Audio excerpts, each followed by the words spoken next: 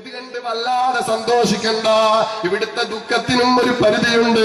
അതുകൊണ്ട് വല്ലാതെ ദുഃഖിക്കണ്ട. ദുഃഖം കാണുമ്പോഴും ഇതാണ് ചെല്ലേണ്ടത്, സന്തോഷം കാണുമ്പോഴും ഇതാണ് ചെല്ലേണ്ടതുണ്ട്. യഥാർത്ഥ ജീവിതം പരലോക ജീവിതമാണ്. അല്ലാഹു സുബ്ഹാനഹു വ തആല ജീവിതം നൽകി നാം ഏവരെയും അനുഗ്രഹിക്കുമാറാവട്ടെ. അങ്ങനെ ഹബീബായ തങ്ങൾ ഓതി കേൾപ്പിച്ചില്ലേ സൂറത്ത് മാഇദയിലെ നമുക്കൊക്കെ അറിയുന്നവരായത്തിൽ അല്ലൗമ അക്മൽതു ലക്കും ദീനക്കും അത്മംതു അലൈക്കും നിഅമതി റളീതു ലക്കുമുൽ ഇസ്ലാമ ദീനാ. ഓ സഹാബത്തെ, എന്നെ എന്തിനാണോ നിയോഗിച്ചത് ആ ദീനിതാ സമ്പൂർണമാക്കി തന്നിരിക്കുന്നു. എന്റെ നിഅമത്ത് അല്ലാഹു പറയുന്നു ഞാൻ പൂർത്തീകരിച്ചു തന്നിരിക്കുന്നു. ഇസ്ലാം ദീനായി ഞാൻ തൃപ്തിപ്പെടുകയും ചെയ്തു.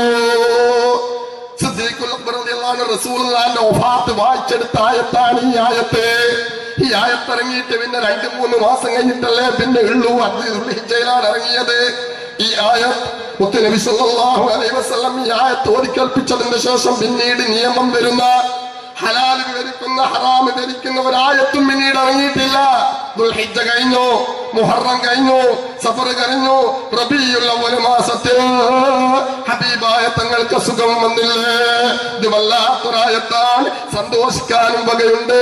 തങ്ങളുടെ വഫാത്തിന്റെ സൂചനയുണ്ട്.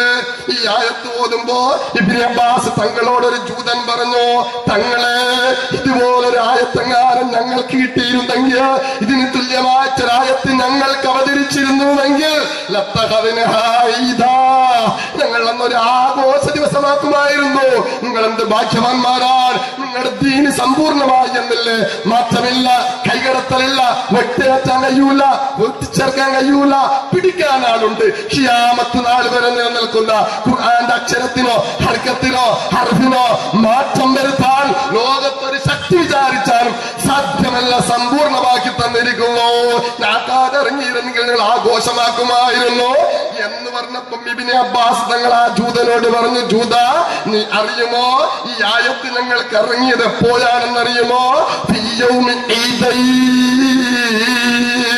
2 ആഘോഷ ദിവസത്തിലായത് ഇറങ്ങിയത്. അറഫ, മുത്തുനബിയുടെ അറഫ ഇന്ന് വെള്ളിയാഴ്ച ദിവസം കൂടിയായിരുന്നു. അറഫ 2 ആഘോഷ ദിവസത്തിലാ ഞങ്ങൾക്ക് ഈ ആയത്ത് ഇറങ്ങിയിരിക്കുന്നത്. അതിന് അറിയുമോ? ആ ആയത്തിൽ അല്ലാഹു സുബ്ഹാനഹു വ തആല ഇറക്കി തന്ന് ദീനിനെ സമ്പൂർണമാക്കി തന്നു എന്ന് പറയുമ്പോ ആ ദീനോട് കൂടെ ഇസ്ലാമിലായിട്ട് നമുക്ക് മരിക്കണം. അല്ലാഹു തആല തൗഫീഖ് നൽകുമാറാവട്ടെ. റളീതു ലക്കുമുൽ ഇസ്ലാമ ദീന. ഞാൻ പൊരുത്തപ്പെട്ട ദീന് ഒരൊറ്റ ദീന് മാത്രമാണ് ഇസ്ലാം. ഇത് നമ്മൾ ചൊല്ലിയാൽ ഇസ്ലാമിലായിട്ട് മരിക്കാൻ ആഗ്രഹിക്കുന്നവരല്ലേ നാം എല്ലാവരും? മുസ്ലിമായിട്ട് മരിക്കാൻ ആഗ്രഹിക്കാത്തവരായ നമ്മുടെ കൂട്ടത്തിൽ ആരെങ്കിലും ഉണ്ടോ? ഇല്ല. അതുകൊണ്ട് ഈ പറയുന്ന 2 ദിക്റ് ഹബീബായ തങ്ങൾ പഠിപ്പിച്ചതാണ്. നമുക്ക് വയല് കഴിഞ്ഞ് പോകുമ്പോ എന്തെങ്കിലും കയ്യിലൊന്ന് പിടിക്കാൻ എന്റെ സഹോദരിമാർക്ക് വേണ്ടേ?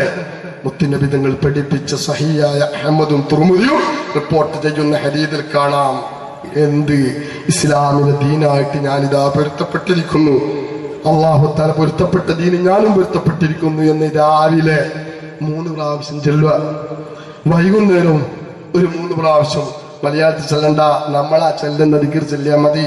رضيت بالله ربا وبالإسلام دينا وبمحمد نبيا ما من عبد مسلم يقول إذا أمسى وإذا أصبح ثلاثا.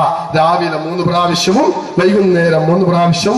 رضيت بالله ربا وبالإسلام دينا وبمحمد نبي. പടച്ചോനെ നീ മാത്രം റബ്ബ്, ഞങ്ങൾക്ക് വേറൊരു റബ്ബില്ല, ഇസ്ലാം അത് മാത്രം ഞങ്ങളുടെ ദീന്, മുത്തുനബി സ്വല്ലല്ലാഹു അലൈഹി വസല്ലം ഞങ്ങളുടെ നബിയായിട്ട് ഞാനിതാ മനസ്സാ 100% പൊരുത്തപ്പെട്ടിരിക്കുന്നു എന്ന് രാവിലെ 3 പ്രാവശ്യവും വൈകുന്നേരം 3 പ്രാവശ്യവും ചൊല്ലിയാൽ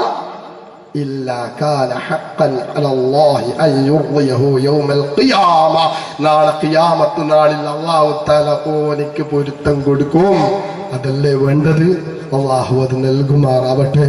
അല്ലാഹുവിന്റെ റിദ്വാൻ, അല്ലാഹുവിന്റെ ചെറിയൊരു പൊരുത്തം കിട്ടിയാൽ രക്ഷപ്പെട്ടില്ലേ? സ്വർഗത്തിനേക്കാൾ വലുത് അതല്ലേ?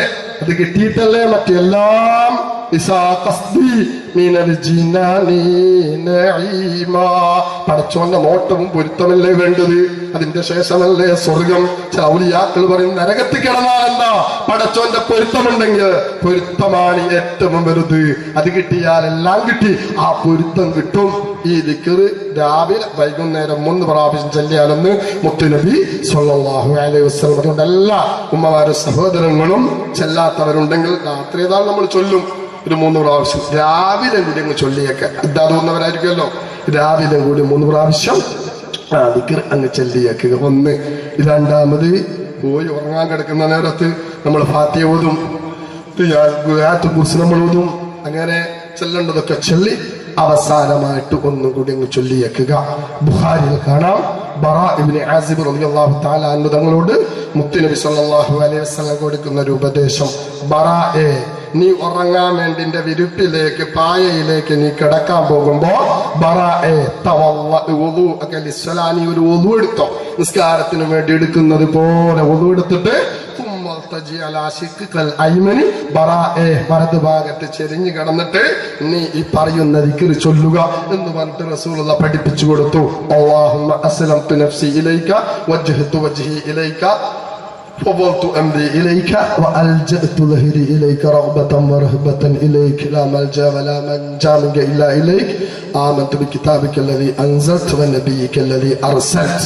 ബറാഎ, ഈ ചെല്ലേണ്ടത് വജിഅൽഹുന്ന ആഖിറ മാ തഖൂൽ, ഇതിനെ അവസാനം ചൊല്ലുക ബറാഎ.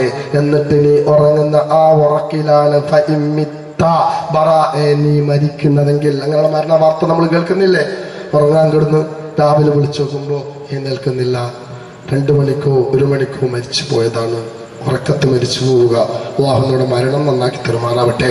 ചേട്ടിലും ഓരോ സാധനം കുത്തി മ്യൂസിക് പാട്ടും കേട്ട് വേണ്ടാത്ത വൃത്തികേടും കേട്ട് കണ്ട് കേട്ട് അന്നലൊക്കെ ഉറങ്ങിപ്പോകുമ്പോൾ ആ ഉറക്കിലാണ് മരിക്കുന്നതെങ്കിൽ മരണം നന്നായി എന്നതിന്റെ ലക്ഷണമാണല്ലോ അവസാനം ചെയ്യുന്ന അമൽ പ്രവർത്തനം നന്നാവുക എന്നുള്ളത്. അതുകൊണ്ട് ഇത് ചൊല്ലിയിട്ട് ലാസ്റ്റ് നിങ്ങൾ ചെല്ലുക ബറാഎ, ആ ഉറക്കിലാണ് നീ മരിക്കുന്നതെങ്കിൽ മിത്ത അലൽ ഫിത്രത്തി, ഇസ്ലാമിലായിട്ട് ഈമാനോടുകൂടിയാണ് ബറാഎ നീ മരിച്ചിരിക്കുന്നത്. അസ്ബഹത്തനി, നീ മരിച്ചില്ലെങ്കിൽ അസബ്ത ഖൈറ, ഒരുപാട് നന്മ പുണ്യം ബറാഎ നീ എത്തിച്ചിരിക്കുന്നു. എന്റെ പ്രിയപ്പെട്ടവരെ, ഇൻഷാ അല്ലാഹ് സംഘാടകർ പറയപ്പെട്ട 2 ദിക്റും വരുന്ന ദിവസങ്ങൾ അത് എഴുതി ഇതിന്റെ ഫോട്ടോ കോപ്പി എടുത്ത് ഇവിടെ വിതരണം ചെയ്യും.